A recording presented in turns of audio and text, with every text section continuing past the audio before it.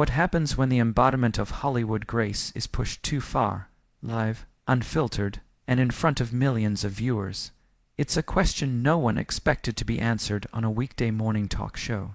Yet on that unforgettable episode of The View, America witnessed a moment that would ripple across social media, entertainment headlines, and living rooms around the world.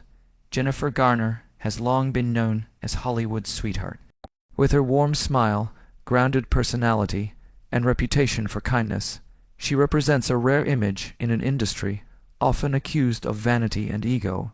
For years she has played roles centered on motherhood, resilience, compassion, and quiet strength, characters that mirror how the public sees her in real life. Calm, composed, and endlessly polite, Jennifer has mastered the art of grace under pressure. Or so everyone thought. The segment was supposed to be light. Jennifer was there to promote her latest heartfelt drama, a film exploring motherhood, loss, and emotional resilience.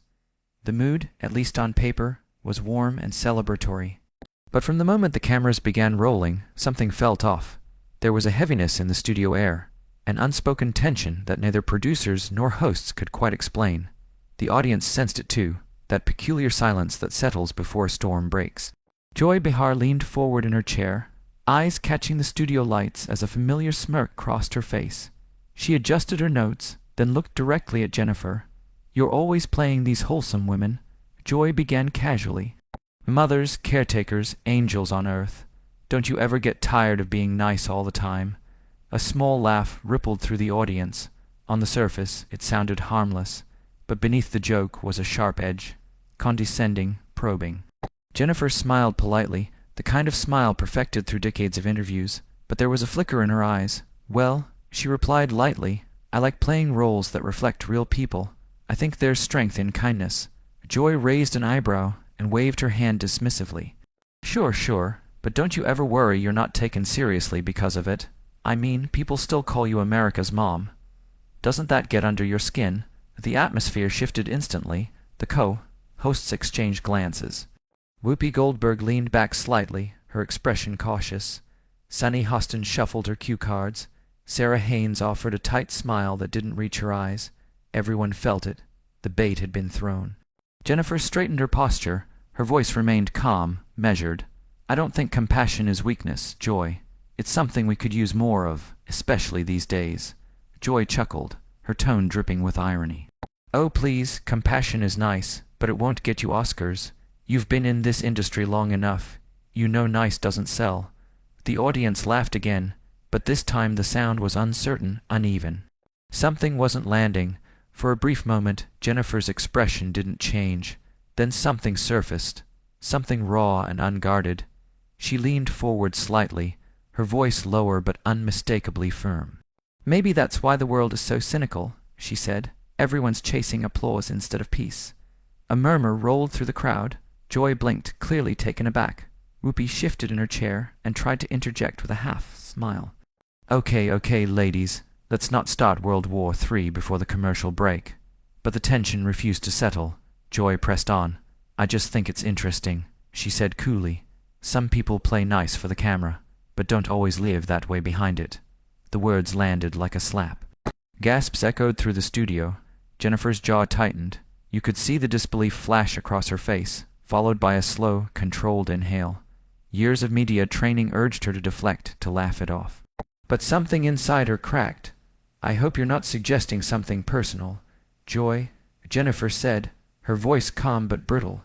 Joy smiled thinly. Hollywood's full of surprises. It was no longer an interview. It was a confrontation. Jennifer's hand clenched subtly against the armrest. When she spoke again, her voice trembled, not with fear, but with restrained emotion. "I've worked hard to stay true to myself. If that doesn't fit your version of entertainment, that's your problem, not mine." The audience erupted. Thunderous, unexpected applause filled the studio. Whoopi's eyes widened. Sarah mouthed, "Oh my God." Sunny looked down, pretending to reorganize her notes, hoping to diffuse the heat. Joy smirked, irritation flickering across her face. Touchy. She muttered into her mic. Jennifer turned sharply toward her. "You know what, Joy? I came here to talk about my film, not to defend my character, But since you brought it up, kindness isn't an act. It's a choice, one I make every day, even when I'm sitting across from people who confuse cruelty with honesty." The studio fell silent. No whispers, no movement, just dense electric stillness. Whoopi leaned forward urgently. "We're going to go to break," she said, signaling producers offstage, but Jennifer wasn't finished. "We don't need more cynics in this world," she continued softly. "We need people who still believe in decency." The applause returned, louder, stronger. Some audience members stood. Others sat frozen in shock. Joy forced a laugh. "Well, looks like I hit a nerve." Jennifer met her gaze, steady and unwavering. "No," she said quietly. "You hit a mirror." Gasps echoed. Producers' voices crackled through earpieces. Cut to commercial. Now, as the music swelled and the cameras faded to black, the energy in the studio was nuclear. Jennifer exhaled slowly, shaking her head, not in anger but in resolve. What had just happened wasn't scripted. It wasn't polished. It was raw, human, and unforgettable. And in that moment, Hollywood humility didn't shatter, it stood its ground. Joy looked away, her practiced smile fading for the first time that afternoon. It wasn't dramatic. It didn't collapse all at once. It simply slipped, like a mask that no longer fit the moment. The audience noticed immediately. A low whisper spread through the studio, phones already coming out, thumbs hovering over screens, tweets half written before the next sentence could land. And when the show returned from the commercial break, nothing was the same. What had started as a sharp jab had ignited something deeper. This wasn't just an awkward exchange or a spicy TV moment. It was a collision of values, ego, boundaries, and public image that would ripple far beyond that studio. Clips would circulate, headlines would form, sides would be taken, but that was still ahead.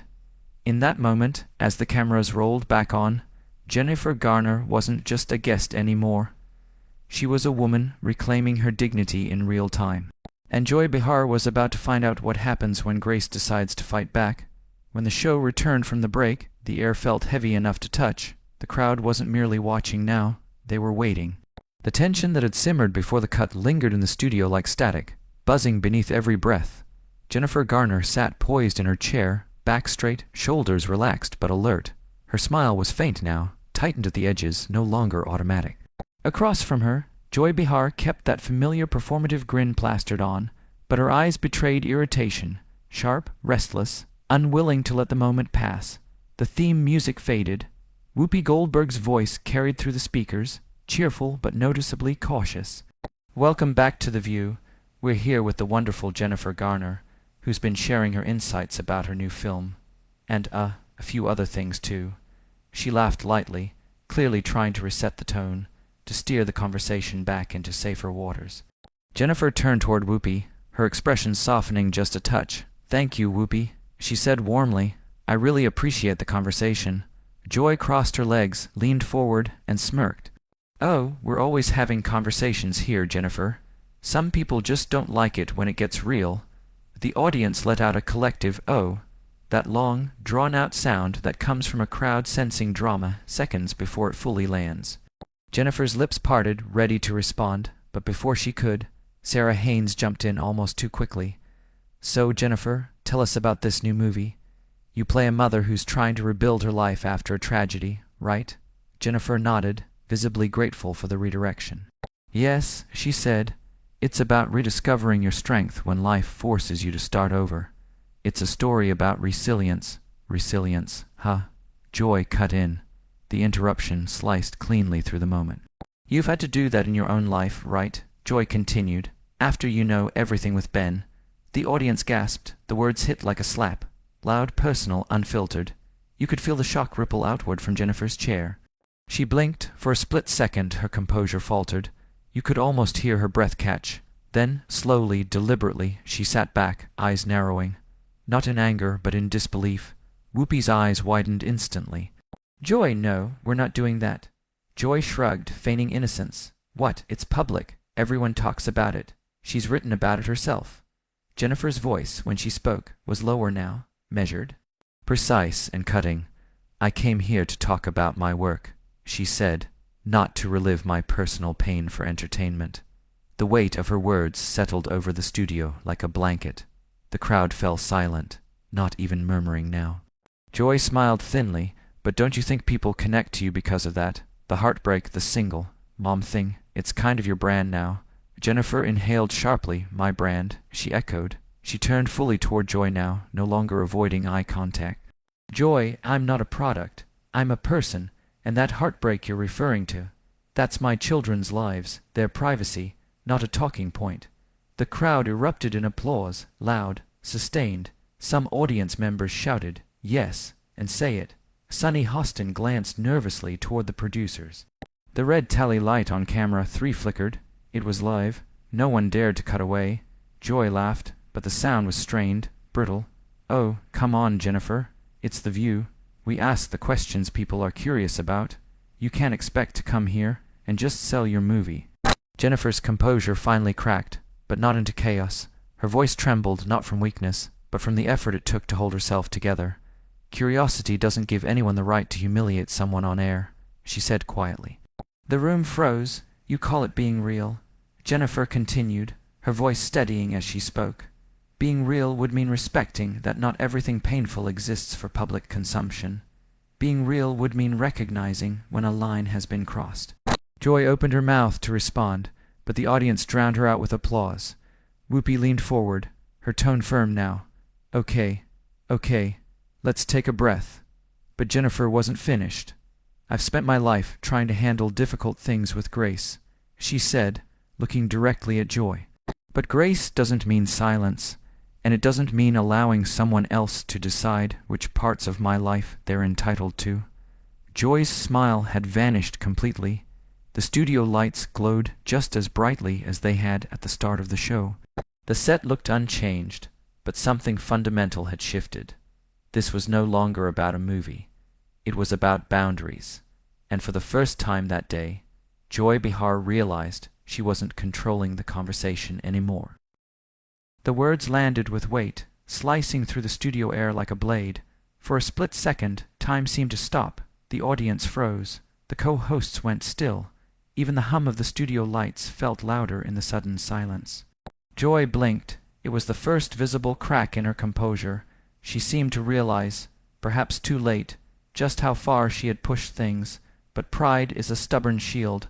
Rather than retreat, she straightened in her chair, her jaw tightening as she snapped back. You know what's cruel? Joy shot back. Pretending everything's perfect when everyone knows it's not. People want honesty. Jennifer turned fully toward her now.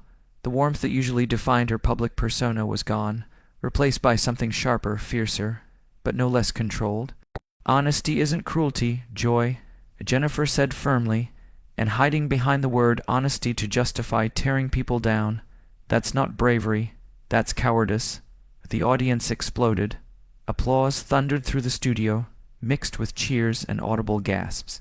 Some people clapped instinctively, others stood without even realizing it.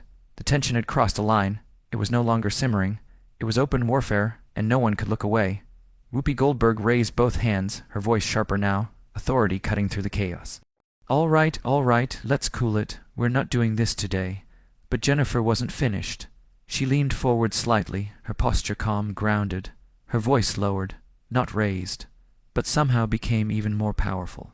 The kind of quiet that demands attention. You know what's funny, she said. I grew up watching this show. I respected the women who sat at this table because they had integrity. They challenged each other, yes, but they also built each other up. She paused, shaking her head slowly. But what I've seen today, her eyes lifted, steady and unwavering. This isn't empowerment. This is just noise dressed up as it. The studio gasped as one. Joy's jaw tightened. Her fingers curled around her cue cards, knuckles whitening. Whoopi's eyes darted toward the floor manager, silently urging them to cut away. We need a break, now, she said into her mic, but the producers didn't move. They knew exactly what they were witnessing. Television lightning, Jennifer continued, her voice steadier now, almost reflective. I don't mind hard questions. I've faced worse in my life and my career. But when a woman uses her platform to tear another woman down for sport, she shook her head. That says a lot more about her than it does about the person she's mocking. For the first time, Joy had nothing ready. She looked down, tapping her cue cards with a shaky hand, frustration written across her face. The smirk was gone. The confidence had drained out of the moment. Sarah Haynes leaned slightly toward Jennifer, her mic still live, whispering softly, "You're handling this better than I ever could." Jennifer exhaled slowly, her eyes still fixed on Joy. "You learn to choose your battles," she said quietly, "but sometimes the battle chooses you." The audience erupted again, this time louder, stronger. People stood now, fully on their feet. This wasn't just about Jennifer Garner anymore. It was about every guest who had ever been cornered. Every time someone was expected to smile through disrespect, to laugh off cruelty for the sake of good television. Joy finally looked up, her voice barely audible over the applause. "You're really making a moment out of this, huh?"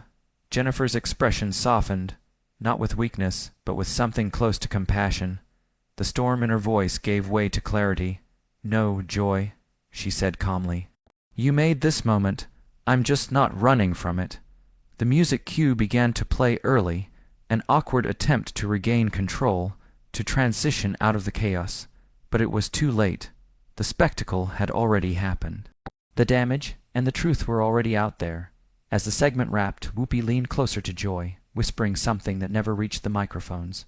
Joy nodded stiffly, her smile fixed, her eyes distant and unreadable.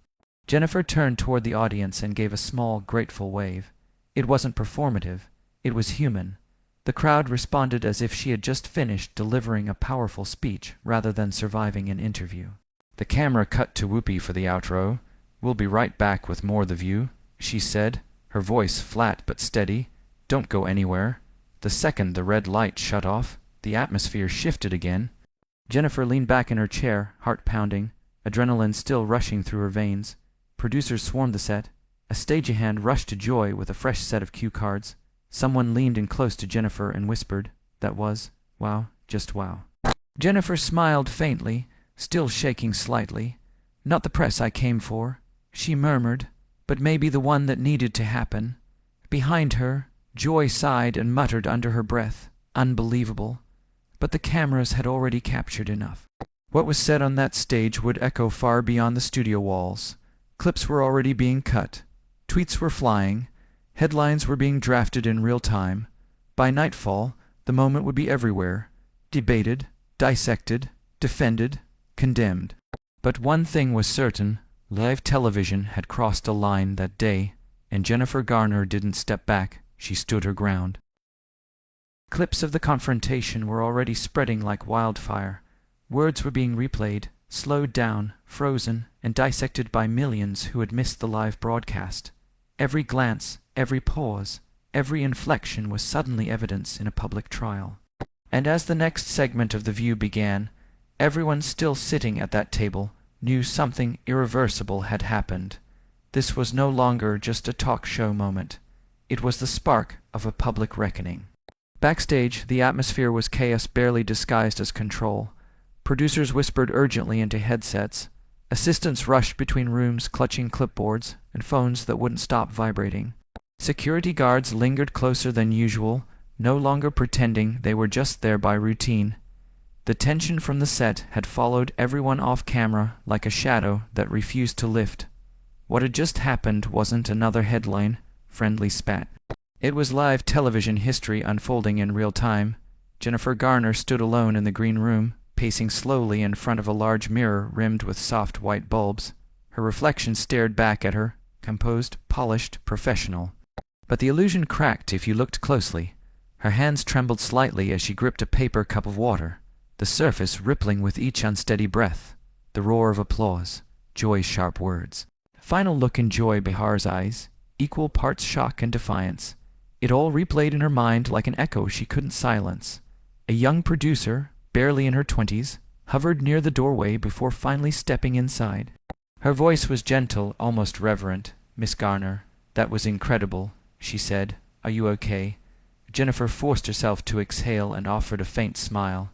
"I'm fine," she replied, though the slight quiver in her voice betrayed her. "It's just not what I came here for." From the hallway outside, raised voices leaked through the walls. Joy Behar's unmistakable tone cut through first, sharp, indignant. "I don't care what Twitter thinks," Joy snapped. "I was doing my job." She took it too seriously. A moment later, Whoopi Goldberg's voice followed, calm but firm in a way that carried authority. "Joy, you are out of line. We talked about this. There's asking tough questions, and then there's being disrespectful. Joy scoffed loudly. Oh, please, Whoopi. Everyone's too sensitive these days. You can't even make a comment without someone acting like it's an attack. Whoopi didn't raise her voice. She didn't need to. That wasn't a comment, Joy, she said steadily. That was personal. Jennifer closed her eyes and leaned back against the counter, the words bleeding through the walls despite her efforts to block them out. She hadn't intended to ignite a firestorm. She hadn't walked onto that stage planning to make a statement, but she couldn't shake the feeling that something deeper, something long overdue, had been waiting for a moment like this to surface. Footsteps approached. The door opened softly. Sunny Hostin stepped inside, gently closing it behind her. Her expression was warm, reassuring. Hey, Sunny said quietly, you handled yourself beautifully. Jennifer let out a tired breath and gave a weary smile. Beautifully, she repeated. It didn't feel beautiful. It felt like walking through fire. Sunny nodded knowingly. That's what truth feels like sometimes. There was a pause. The noise from the hallway faded into a distant hum. Jennifer looked toward the closed door, her brows knitting together.